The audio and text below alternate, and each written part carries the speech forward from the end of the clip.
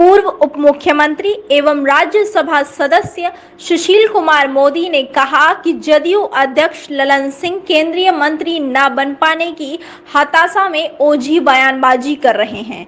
उन्होंने कहा कि गुजरात में 5 बार के विधायक, सबसे बड़ी पार्टी के राष्ट्रीय अध्यक्ष और लोकसभा का अपना पहला चुनाव 5 लाख से अधिक वोटों से जीतने वाले गृह मंत्री अमित शाह के राजनीतिक कद के आगे ललन सिंह अपना बौनापन पचा नहीं पा रहे हैं। मोदी ने कहा कि ललन सिंह ने कभी विधानसभा का चुनाव लड़ने की हिम्मत नहीं की। 3 बार एमपी तो बने भाजपा की कृपा से और एमएलसी उन्हें राज्यपाल कोटे से बनवाया गया था। उन्होंने कहा कि बिहार में नक्सली हिंसा और जम्मू कश्मीर को धारा 370 से मुक्त कराने वाले गृह मंत्री शाह के प्रति ललन सिंह को आभार प्रकट करना चाहिए था, लेकिन वे घटिया बयानों से हताशा जाहिर कर रहे हैं। सुशील मोदी ने कहा कि गृह मंत्री की यात्रा से सीमांचल में विकास और आंतरिक मुद्दों को लेकर जनता का भरोसा बढ़ा।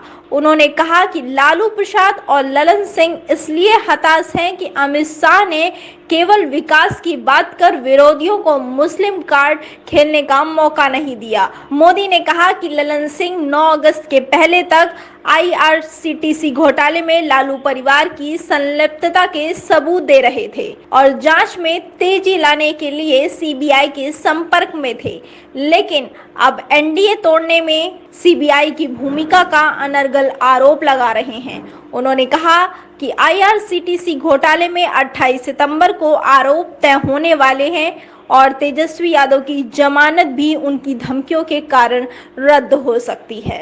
महागठबंधन के नेताओं को लग रहा था कि अमित शाह सीमांचल के अपने दौरे में हिंदू मुसलमान के बीच तनाव पैदा करने वाली बातें बोलेंगे, लेकिन इन लोगों को घोर निराशा हुई जब पूरे आधे घंटे के भाषण में अमित शाह ने एक बार भी न हिंदू का नाम लिया न मुसलमान का नाम लिया।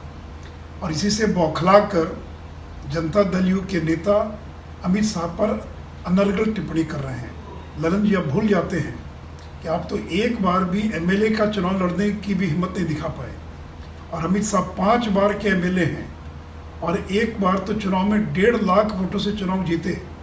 अभी जो लोकसभा का चुनाव जीते हैं वो 5.5 लाख वोटों से जीते हैं और आप तो 3 बार एमपी बने तो बीजेपी की कृपा से बने। अगर बीजेपी नहीं होती तो आप एमपी नहीं बन पाते। और 2014 में जब आप अकेले चुनाव लड़े तब 1 लाख वोटों से चुनाव हार गए थे।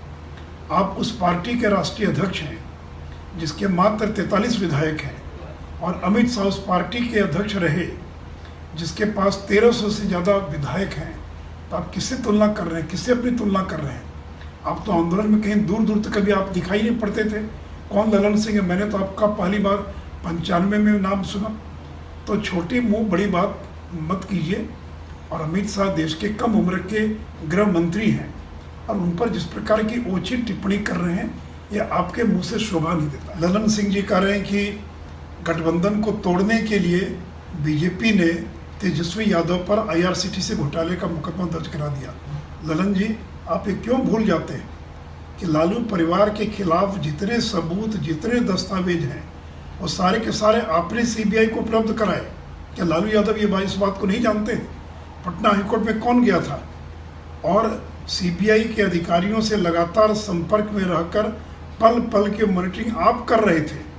आप बदल सकते हैं लेकिन सीबीआई नहीं बदल सकती है। और आप भूल गए कि राबड़ी देवी ने आपके और नीतीश जी के संबंधों को लेकर क्या टिप्पणी की थी कि अपने मानहानि का मुकदमा दर्ज करने की बात कही थी। ललन जी, आप भूल सकते हैं लेकिन हम नहीं भूल सकते हैं। आप जनता दल यू छोड़कर चले गए थे बाहर और अपने नीतीश जी के बारे में क्या कहा?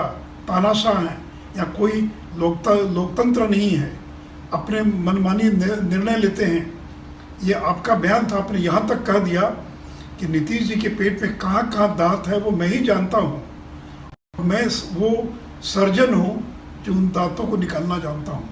ललन जी, आपका वही हसरा होगा जनता दल यू में जो जॉर्ज फर्नांडिस का हुआ, जो शरद यादव का हुआ, जो आरसीपी सिंह का हुआ, वही हसरा आपका जनता दल यू में होने वाला है।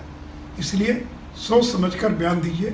देश के गृह मंत्री पर ओछी और अपमानजनक टिप्पणी करने से आपका कद समाज के अंदर बड़ा नहीं हो जाएगा। अगर आपको हमारा वीडियो पसंद आया हो तो इसे लाइक करें, सब्सक्राइब करें और साथ ही बेल आइकन दबाना ना भूलें।